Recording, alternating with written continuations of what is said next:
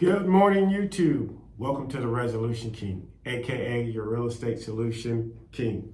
Bringing you real estate solutions, whether you're buying, selling, or investing in real estate.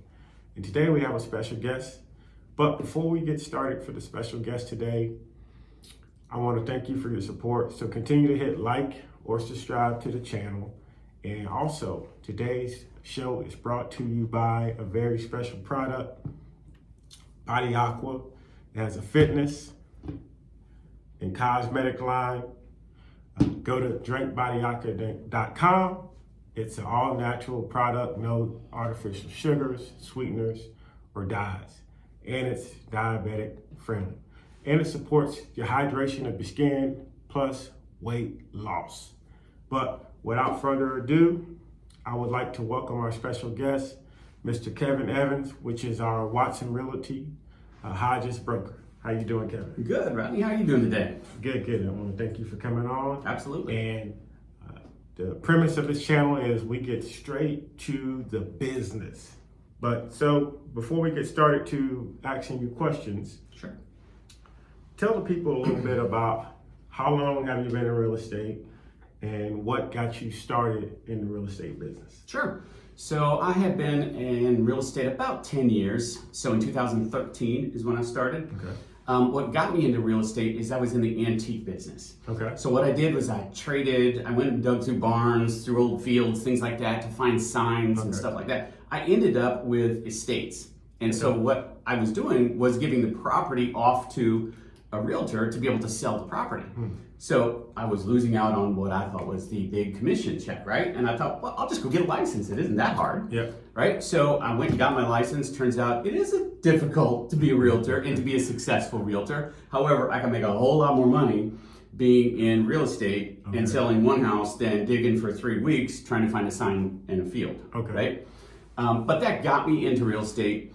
From there, and I'll give you just a quick synopsis, from there I was my own single agent, and then I built a team, which led me into brokering an office. Okay. That's how it all started. Okay. So because you were doing antiques, now are you still doing antiques here and there as a hobby? Or? That's in me. It's like everybody's hobby. It's in you, right? But for me, we don't do it as much. So my wife and I love the antique business. Okay. But now it's geared towards stuff we specifically like. Okay. So a little bit. So now we appreciate your letting us know your experience. Yeah. Now I have a thing where I call Ask the Expert. And there's a lot of people that watch my channel that are new agents that are getting into the business. So from your perspective, can you give us your 3 major keys to success in this business? Absolutely. The first one is focus on the activities. Okay. Right? So there are several activities, and I'll just give you a couple just for instance, because people forget the activities. Think when you get into real estate, it's just going to happen, right? Well, it doesn't. You have to do the activities. You have to keep your database. You have to follow up. Right? You have to do open houses, knock on some doors, those type of things. Okay. But you need to continually keep that business going. The second piece that's most important, tied to the first one, is you have to time block. Okay. If you don't time block your time, it's going to be a shotgun approach. And what you're going to do is try and do everything at once and never be great at any of them. You're just going to do part way through. So you need to focus your energy, and that you can do by time blocking. Okay. So make sure you go back, and if you're going to call on people, you're going to call on spheres, you're going to do those type of things. You are going to do it in an organized fashion versus just launching, right? Okay. The third one, and maybe the longest one for me, is you got to have a long-term approach to this. I used to call this the F word of real estate, I used to call it, and it's farming. Yeah. I used to hate saying that because I'm not patient. Yeah. I'm energetic. I want to get out. I want to get the business done. But farming is a long-term activity. Okay. You can be very, very successful if you consistently press your message out there. Okay. Right? And then top of mind, right? This creates top of mind. That's the activity of farming.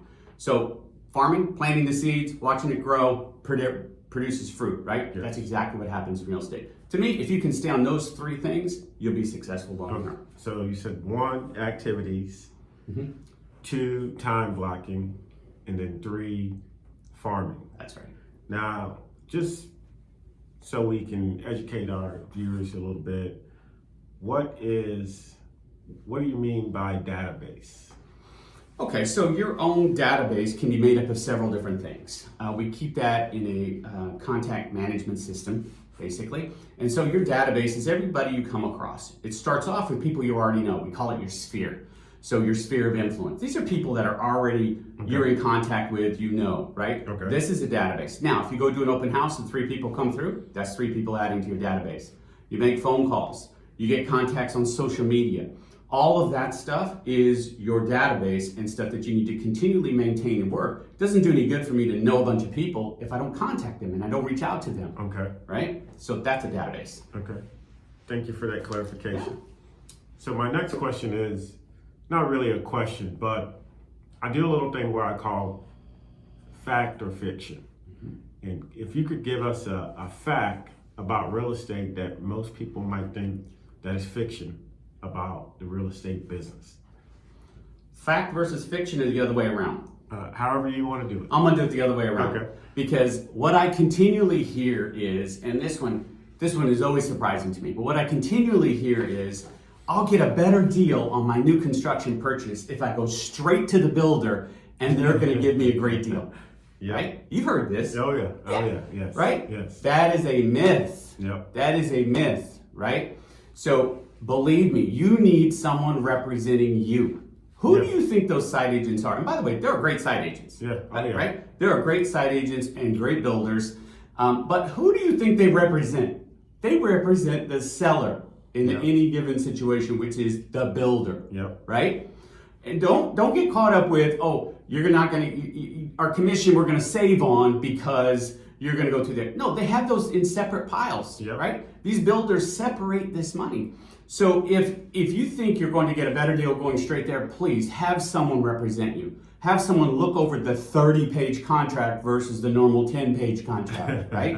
There are things in there that you need protection from. You need to make sure that you understand. It's a completely different contract than what we normally have. Yes. So don't think that this better deal is there because I avoid realtors and go straight to another realtor, right? Yeah. That's exactly what's happened. So to me, that's a huge one that is just not correct. Well, hey, we thank you for letting the people know that. Yeah. Now, we know the people love gossip, they love the drama. Mm-hmm. So I want to ask you, can you give us just a personal experience with something that might have been funny or with drama, whether it was cold calling or a transaction dealing with maybe a difficult customer or even a difficult agent?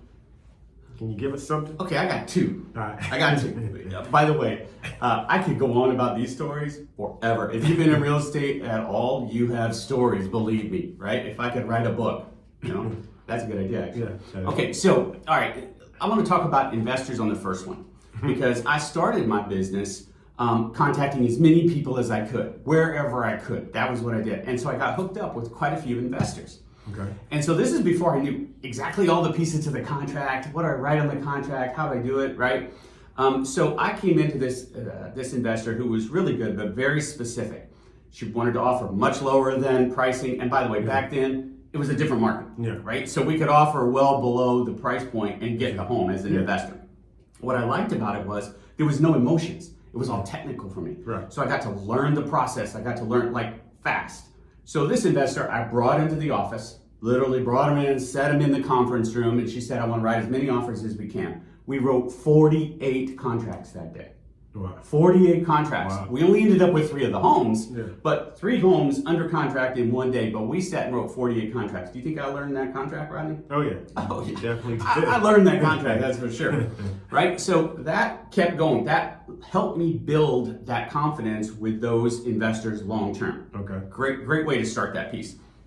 The other one, this is kind of a funny one, right? Funny, although not as uncommon as you think. So I set up a condo. I listed a condo for sale, right? And normal showings, normal people showing, all that kind of stuff. Well, I got a call one Saturday morning and said, Kevin, does this seller know I'm coming? I said, yep, they know you're coming. Are you sure he knew? I said, yeah, why? Tell me what happened.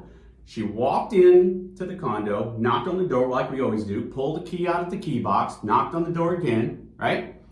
As she opened the door, you could smell, let's say, herbs coming out of the door, and then running as fast as he could with no clothes on, straight to the door, saying, "Who are you?" and slamming the door shut, right? There were several other people in the room, by the way. Wow. Okay, so this is a good thing for you to keep in mind when you're selling properties. Make sure the seller is fully understanding that you're coming. By the way, that has happened not once, but 3 times to me in 10 years, okay? So funny stories, but they happen all the time. We come across everything. Well, awesome. Well, Kevin, I like to ask people that come on the show one last question, and it's more on the personal side. Yeah. What is something that you enjoy doing besides antiques outside of real estate? Probably one of my favorite things to do is garden, Okay. which turns into barbecuing. Okay. All right. Tell me, how does barbecuing turn into gardening? I don't know, but it's all out in my backyard. I have the smoker, I have the pot to slow boil, I've got the grills, I've got the flat iron grills, but right out back is this huge garden that I pulled fruits and veggies with to go with that. It's this whole kind of being outside, enjoying that, and then that leads me to go into some of the barbecue festivals, things like that. I love to do that kind of stuff. Oh, awesome. Well, we want to thank you for being on the show. Kevin Evans, Watson Realty, Hodges office, and we're always looking for agents, correct? Always. Looking for agents, and please hit like or subscribe to the channel. Until next time, we will have Kevin on for a part 2 edition with a little bit more information. So until next time, YouTube.